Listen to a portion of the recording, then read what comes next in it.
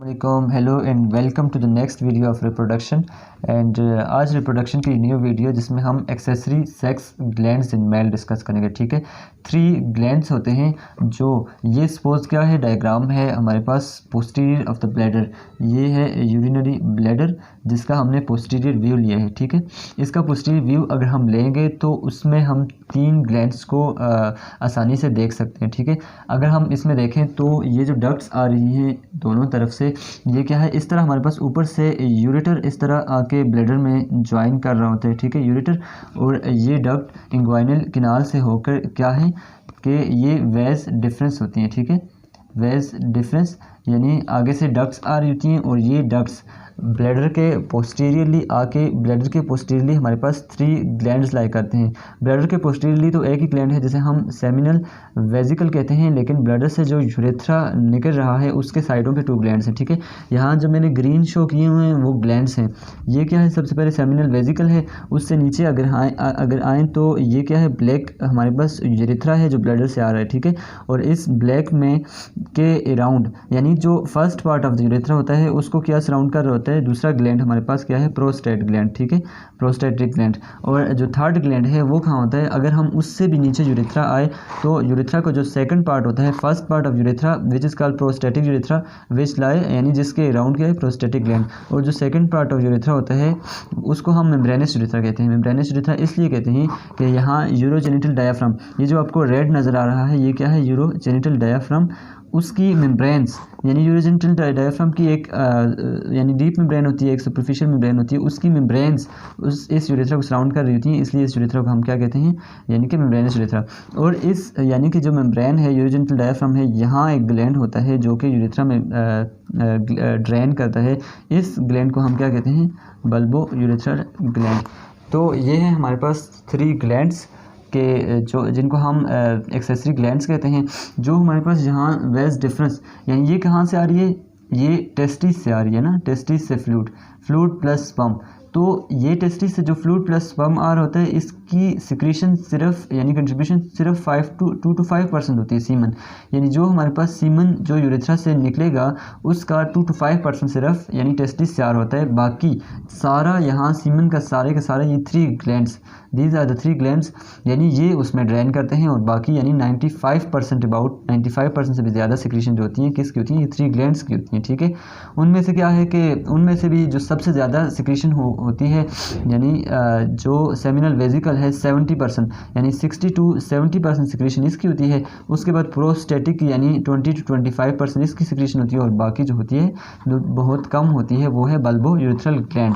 ठीक है, bulbo urethral gland की जो ऐसी नाएँ होती हैं वो कहाँ लाई करती हैं, मेम्ब्रेनस यूरेथ्रा में, और जो डक्ट होती हैं वो थोड़ा नीचे आके यूरेथ्रा में ड्रेन कर रही होती हैं। इसको हम कॉपर्स ग्लैंड कहते हैं, COWPERS कॉपर्स ग्लैंड। ठीक है, ये अब हम सबसे पहले जिस ग्लैंड को डिस्कस कर रहे हैं वो ग्लैंड है हमारे पास सेमिनल वेजिकल। इस वीडियो में हम सेमिनल वेजिकल को डिस्कस करेंगे और नेक्स्ट वीडियोस में हम प्रोस्टेटिक ग्लैंड को और इसको डिस्कस करेंगे। ठीक है, अगर हम सेमिनल वेजिकल को देखें तो इन ग्लैंड्स की हुसूसन जो प्रोस्टेट ग्लैंड है ये वाइवा में अक्सर इसकी हिस्टोलॉजिकल पॉइंट्स पूछे जाते हैं। ठीक है, तो हम इन ग्लैंड्स की साथ हिस्टोलॉजिकल पॉइंट्स और हिस्टोलॉजिकल पॉइंट्स को हम रिलेट करेंगे साथ फिजियोलॉजी यानी फंक्शन से रिलेट करेंगे। ठीक है, अगर सेमिनल वेजिकल को देखें तो ये क्या है, यानी कॉइल्ड शेप्ड ग्लैंड है, एक्सट्रीमली टार्टरस हम कहते हैं, कन्वोलेटेड या ट्विस्टेड।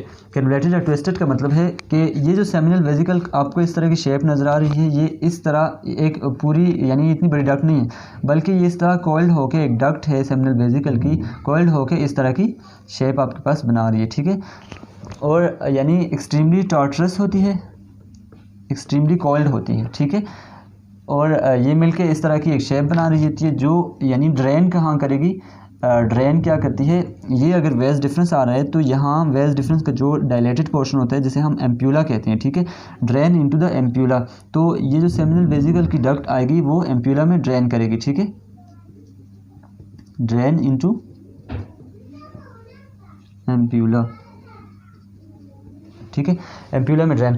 अब अगर हम इसके हिस्टोलॉजिकल पॉइंट्स देख लेते हैं पहले कि हिस्टोलॉजिकल क्या है। अगर एक डक्ट है तो उस डक्ट का यानी ये अगर स्लाइड्स में आएगी तो हमारे पास किस तरह आएगी, तो किसी भी डक्ट का यानी सबसे पहले जिस तरह म्यूकोजा होता है, ठीक है, उसके बाद म्यूकोज़ा के बाद क्या होता है, मस्कुलरस होता है। यहाँ सब म्यूकोज़ा नहीं है, ठीक है, मस्कुलरस है यानी मसल की लेयर, और उसके बाद लास्ट में जो कनेक्टिव टिश्यू की लेयर होती है एडवेंटिशिया होती है। यानी इसका अगर हम क्रॉस सेक्शन लें तो म्यूकोज़ा में क्या होगा, एक म्यूकोज़ा में हमेशा जब भी आएगा तो एक एपिथेलियम होती है म्यूकोज़ा में, और दूसरी क्या होती है म्यूकोज़ा में यानी कि लैमिना प्रोप्रिया होता है, ठीक है, क्या होगा, लैमिना प्रोप्रिया। तो एपिथेलियम यहाँ को क्या होगी, ये आपसे पूछ सकते हैं कि यानी कि इसकी एपिथेलियम क्या है, तो सीडो स्ट्रेटिफाइड कोलमनर एपिथेलियम होती है, सीडो स्ट्रेटिफाइड कोलमनर एपिथेलियम, ठीक है, ये याद रख लें। और लैमिना प्रोप्रिया की जो होता है कनेक्टिव टिश्यू की लेयर होती है, ठीक है। उसके बाद अगर मस्कुलरस हम देखें तो मस्कुलरस यहाँ क्या है, मस्कुलरस की यानी 3 लेयर्स होंगी, ठीक है। किस तरह है कि अगर हम इसका अगर हम देखें क्रॉस सेक्शन देखें, क्रॉस सेक्शन का मतलब है ये एक डक्ट हमने ली है, यहाँ से काटी, ठीक है, यहाँ से काटी, तो ये चीज़ जो हमें नज़र आएगी इस तरह, ठीक है। जो हम क्या आ रहे हैं, ल्यूमेन से बाहर आ रहे हैं, ठीक है, ल्यूमेन में क्या आ गई, एपिथेलियम आ गई, लेकिन इसका जो ल्यूमेन होता है इस तरह गोल नहीं होता, ठीक है, इंतहाई फोल्डेड होता है। ये अभी मैं आपको एक डायग्राम दिखाऊंगा, उसमें आपको सारी समझ आएगी, ठीक है, जिसमें यानी कि फोल्ड्स होते हैं, प्राइमरी फोल्ड्स, सेकेंडरी फोल्ड्स, ठीक है। उसके बाद क्या आ जाएगा, लैमिना प्रोप्रिया, उसके बाद ये लैमिना प्रोप्रिया हमने कर लिया, ठीक है। उसके बाद अगर हम देखें तो मसल्स की लेयर है, लेकिन मसल्स की 3 लेयर्स होती हैं, ठीक है। सबसे जो इनर होगी वो क्या होगी, लॉन्गिट्यूडिनल होगी, फिर हमारे पास क्या होगी, सर्कुलर होगी, फिर लॉन्गिट्यूडिनल होगी, ठीक है। लॉन्गिट्यूडिनल का मतलब है कि जो मसल्स होंगे इस तरह लेंथ वाइज अरेंज होंगे, जो सर्कुलर का मतलब है इस तरह अरेंज होंगे, सर्कुलरली इस तरह, यानी स्मूथ मसल्स इस तरह अरेंज होंगे। और जो लॉन्गिट्यूडिनल हमें जो नज़र आएंगे यहाँ उनके क्रॉस सेक्शंस नज़र आएंगे इस तरह, ठीक है, यानी लॉन्गिट्यूडिनल, सर्कुलर, फिर लॉन्गिट्यूडिनल, ठीक है। उसके बाद क्या आ जाता है, लास्ट में हमारे पास एडवेंटिशिया यानी कनेक्टिव टिश्यू की लेयर आ जाती है, ठीक है, कनेक्टिव टिश्यू की लेयर। तो ये चीज़ें, तो अभी मैं आपको एक पिक्चर में दिखा रहा हूँ, यानी स्लाइड में दिखा रहा हूँ कि ये फ्यूचर किस तरह डिफ्रेंशिएट कर रहे थे। एक सेकंड, क्या है, एटलस की पिक्चर है, यानी एटलस से पिक्चर उठाई हुई है। अगर आप इस यानी स्लाइड में अगर देखें तो इसको और वेज डिफरेंस को कैसे डिफ्रेंशिएट करेंगे, तो वेज डिफरेंस की जो हमारे पास होगी इस तरह की होगी, ठीक है, यानी वो क्या होगी, स्टार शेप्ड होगी वेज डिफरेंस की ये।